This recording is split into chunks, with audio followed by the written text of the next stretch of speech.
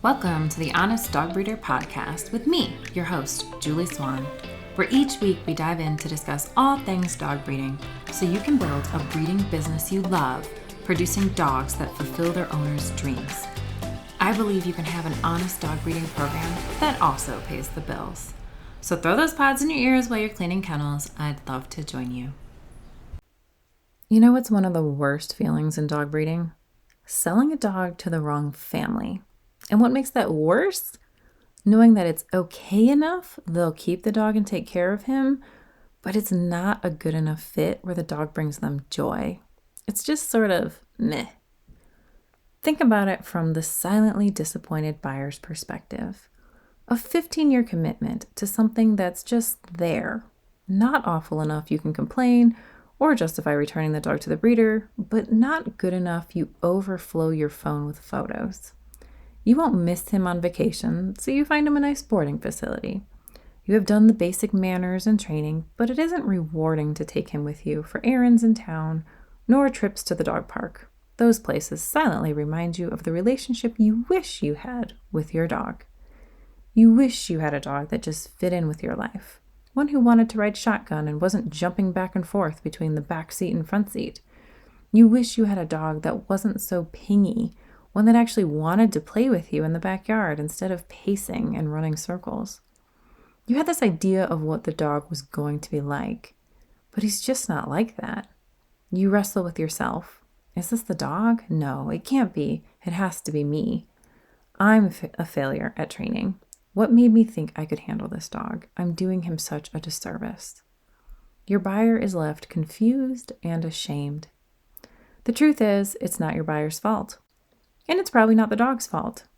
It's just not a good fit. While some would argue that breeders are at fault, I don't agree. I have yet to meet an honest breeder who didn't want to do the right thing, sell their pups to the right homes, make their buyers wildly happy. It's just not a simple thing. Each new relationship with the breeder and buyer starts as a dance of impressing the other, while also trying to see if they'll meet each other's expectations. Here are 6 red flags you might see when talking with buyers and how to handle them. The first red flag is that they start the conversation out asking for price. Sometimes they'll ask if your price is negotiable, and other times they'll ask if the price is negotiable before you even give them the price. Those last people are negotiating type people. They come across really abrasive at the beginning and might put you on the defensive, but that's actually their personality. They just like getting deals. It's a game to them. So what do we do about them asking for price right off the rip? Well, it depends. I know a lot of breeders who simply don't respond to these inquiries, but I think you should. I do think it's valuable to speak with each person when you can. Try and get them talking about what they want in a dog. By the way, I made you a cheat sheet of questions to ask your buyers to vet them in hopes to avoid these types of red flags. You can get it at honestdogbreeder.com/40. Most of the time, but not always, when you get people asking about price first, it is because they don't understand that there is a difference in dogs within a breed. They think that as long as they get a dog from a certain breed, that it'll do what they think it's supposed to do. Now we know that's hardly the case, but this misunderstanding is pretty ubiquitous in the buyer community. It's everywhere. Our job in this instance is to determine if these people are educable on the difference in dogs within the breed, or if they will be the type of people who are more interested in checking off the box that they got a dog from a certain breed. A way to respond to the price inquiry is to say, our price is this. I want to make sure we get you a dog that fits your needs. What are you looking for in a dog? Make it in one sentence. If they are merely the type of people who want to get a dog now, they are looking for a deal, or the cheapest dog, they won't respond. Having to explain what they are looking for will be too much work for most people who are trying to get a cheap dog.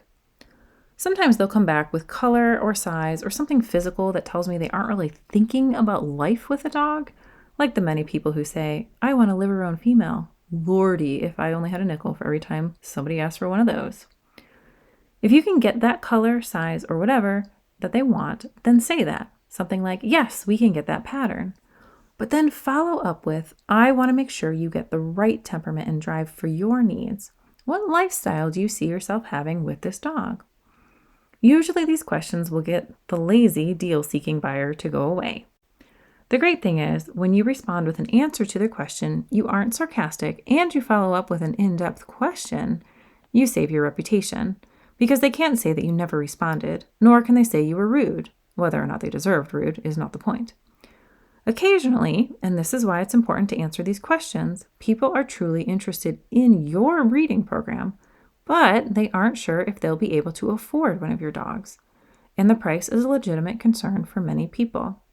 It's for this reason, and to reduce the number of how much inquiries, that I recommend listing your price on your website in plain sight. The next red flag is that they are trying to find their lost dog's clone, as in their dog died and they are looking to replace that dog. These phone calls often come with crying, a discussion about how no dog could ever be as amazing as the dog they lost, or a conversation about the exact pattern and patch placement of the spots. I'll be honest, these phone calls can be irritating. You don't want to be rude, and it is helpful to listen to them. You learn a lot about people and their relationship with their dog. Yet, they aren't all that much fun. If they give you an opportunity to get a word in, notice how they respond to what you say about your dogs. If they seem intrigued or interested, that's a good sign. If they seem irritated or less than impressed, then realize it's not you. They just aren't in a good mindset for another dog. They're still grieving. Sometimes the best way to handle these buyers is to tell them you won't have a good fit for them for about 4 to 6 months. If that's the case, you can bump them out a few litters if you need to allow for grieving time. This way, if they are hell-bent on getting a dog immediately, which probably isn't a good idea for them, then you aren't going to be the breeder they blame for not creating a clone of their deceased dog. I did a pretty deep dive on the different types of grieving buyers in the last episode 39, so definitely check that out to learn more. Know that as much as you want to help these grieving buyers, as much as you want to take away their pain, there's a good chance that nothing will work, and adding a puppy to the mix may only make them more stressed. All of which they'll make your fault. I don't want that for you. The third red flag is a buyer changing their story a lot. This seems weird, but it's pretty common. The reason they are changing their story is that they are trying to tell you what you want to hear, so you'll approve them to get a dog. While it's flattering that they are treating you like the Wizard of Oz, it's not super helpful. These buyers, much like the price requesting buyers, often don't know the difference between your dogs and dogs within the breed. They think they're all the same. This is where we need to educate them, but do it from their perspective. Tell them that you really want them to have a good fit, but then say, there are no right or wrong answers. It's all about what works for you. That's the key phrase to work with these buyers. Once you tell them there is no right or wrong answer, that it's dependent on them, they'll be able to relax a little. They'll hopefully stop trying to impress you, and they'll be more likely to focus on their needs. I'll be honest, some will have no idea what they are actually looking for in a dog. So you may need to make some suggestions. With these yes man buyers, you need to give them options like, do you want this or that? And make it apples or bananas, so they have to pick. Sometimes an option you give them may not be something you can provide. Say they want a family dog that sleeps on the couch and your dogs are working line. That's okay. It helps them to see what they need, and it helps to prevent one of your high drive dogs from going to the wrong home. These people really mean well, but often haven't thought through it all. So walk them through it when you talk to them. And be sure to make them comfortable so they can say, this isn't a good fit for me. That way, they don't feel guilty not getting a dog from you once they realize it won't work out. The fourth red flag is they don't see past the cute puppy. Almost like they are looking at getting a dog through rose-colored glasses. I know you know this, but dogs are disgusting. They eat nasty stuff, they make messes, those little baby teeth are like playing with sharks, and they go and go and go, with very little concern for your time, your work schedule, nor your sleep. Many people fall in love with puppies on Instagram. They fall in love with the idea of sitting on a mountain cliff watching the sunset. You know the picture. Their hair is glowing as the sunlight makes their outline glisten. They've just scaled a mountain, but their makeup looks amazing. The dog is perfectly trained, has some fancy harness that carries his treats and water, and they seem to have no concern that their dog will be running around Mach 10 and could potentially launch himself over the edge of a cliff. People who think this is what a puppy is are living in a fantasy. So we need to be careful here. We, in essence, have to give them a gentle slap of reality. We have to remind them how disgusting dogs are, how much work they are, how much chaos they bring to life, while also assuring them it usually is worth it once you get through to that stage where they're adult dogs. But never tell them it is easy. It's anything but easy. Raising a puppy is work and certainly not always fun.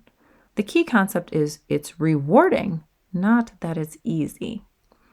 So how do you crush their perception without crushing their soul? Well, this is where you focus on the struggles people have with your dogs. For example, the gorgeous Australian Shepherd whose hair is glowing in the sunset in those photos. Well, that dog is smart, and if you can't find an outlet for that intelligence, he will find his own way to entertain himself. Maybe he'll teach himself how to break out of the kennel. Maybe he'll learn how to open doors in your home. He may figure out how to scale your fence to find entertainment with the neighbor. And did I forget to mention that his coat doesn't just say pretty when walking through sticks, thorns, and leaves? We need to discuss these things with these buyers. The goal is bring them to the reality of what it will take to have those gorgeous moments in the sunset at the top of a mountain with their dog. Sometimes they'll realize that it is a lot more work than they want to put in or handle, and this is okay. Again, we have to keep the conversation dynamic open so they feel they can say, "Thank you, I don't think this dog is right for me." Many times they'll say, "Oh, okay, wow, that's a lot to think about." Usually the conversation will end there. They may or may not call you back. Either is fine. If they do call you back, they'll usually have a lot of questions, which I love. I love prepared buyers. The fifth red flag is they have the wrong expectations for the breed or dogs in general. For example, hair does not exactly mean non-shedding, nor does it mean 100% allergen-free or maintenance-free. Other times they expect that dogs understand English and will miraculously know how to behave in a home or on a leash. Sometimes they think that in order to get a dog that will bark when someone knocks on the door, they need a working line dog. Yet instead, a working line would be way more work than they can handle. Sometimes these things seem silly to us breeders. We are so involved with our breed that we forget that other people don't know what we know. A lot of times people find your breed because some internet quiz said it was the right breed for them. For example, with my short hairs, people who take internet quizzes that ask if they are looking for a running companion often get short hair as a recommendation. Have you ever tried to run and keep up with any dog? Let alone a short hair who can clock 6 miles in 24 minutes? If I take them running with me, they give me a look the whole time that says, "When are we going to start running?" It's a joke. This is where we have to be kind, but talk to them frankly about what they think the breed is and what it actually is. I have found that humor makes this go over easier.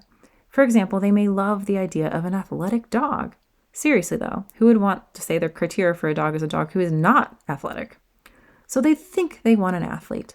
But what they aren't stringing together is how high the dog can jump. So bring that up. Mention how the dogs are very athletic.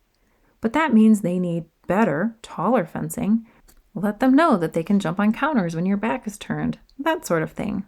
Let them know what they're really like and then see if the truth of the breed works for them. These buyers are a lot like the puppy blind buyers mentioned in red flag number 4. They need education. Again, it's not their fault. They just happen to get recommended this breed in some way or another, and they don't have the full picture. We can give them that full picture and let them decide if it'll work for them. The last type of red flag with a potential buyer is the overly high maintenance or destructive buyer. They usually come across really confident and feel like they know exactly what they want, but they're actually a giant liability, or they'll be a ton of work for you. These people are hard to satisfy, and when they are dissatisfied, they are looking to take it out on someone. In the case of an issue with their dog, it's you, the breeder, who they'll blame. So what might they say to let you know they'll be one of those buyers? They'll often expose themselves through their ego, which probably needs to be carried in a 1-ton truck. They will talk about stories of how they put people in their place, demanded a refund, or called someone out on poor customer service. They'll brag about getting someone fired, or worse, how they sued someone. You'll notice that these people will tell these stories as a way to impress you. It's a good thing people can't see my face when they're telling me these things over the phone. I find my facial expression is blank. It reflects how I'm completely unimpressed. I find myself placing a hand over my mouth and biting my tongue. These people, no matter how much their lifestyle aligns, are not worth your time, not worth your energy, and not worth the stress they'll near invariably place on your family. So how do you get rid of them after your marketing sold them on your dogs? Well, you tell them that your dogs aren't a good fit for them. You make it all your fault first, to spare them the opportunity to get one of your dogs and be disappointed with them. And you. Make it seem like you're doing them the favor by sparing them the frustration that your dogs will undoubtedly be. It sucks to lose a sale, but it sucks a whole lot more to sell a dog to a family like this. They'll be the people who, when their name pings your phone, your stomach drops. If you're worried about these red flags and noticing them, I feel you. It's a little scary. Know that it gets easier the more you deal with people. It'll be easier to read them. I will also tell you that I've never once regretted turning down a buyer, so feel free to err on the side of caution. You may also notice that you'll get more or less of these buyers based on your price, meaning as your price is lower, you'll get some of the pricing question red flags, and as your price gets higher, you'll get the higher maintenance buyers. To learn more about the pricing and how it affects the type of buyers and their expectations, check out episode number 16, Is Your Price Point Attracting the Wrong Buyers? Don't forget, I made you a cheat sheet for questions to ask your buyers to see if they're a good fit for your dogs. You can get it at the show notes at honestdogbreeder.com/40, just 40. Thank you for joining me for another episode of the Honest Dog Breeder podcast with me, your host, Julie Swan. I'm really glad we can share these conversations together, and I'm honored you've chosen me to be a part of your breeding journey. If you've enjoyed this podcast and found value in it, please leave a review. It really helps people find our community of honest breeders. Thank you again, and I'll see you in the next episode.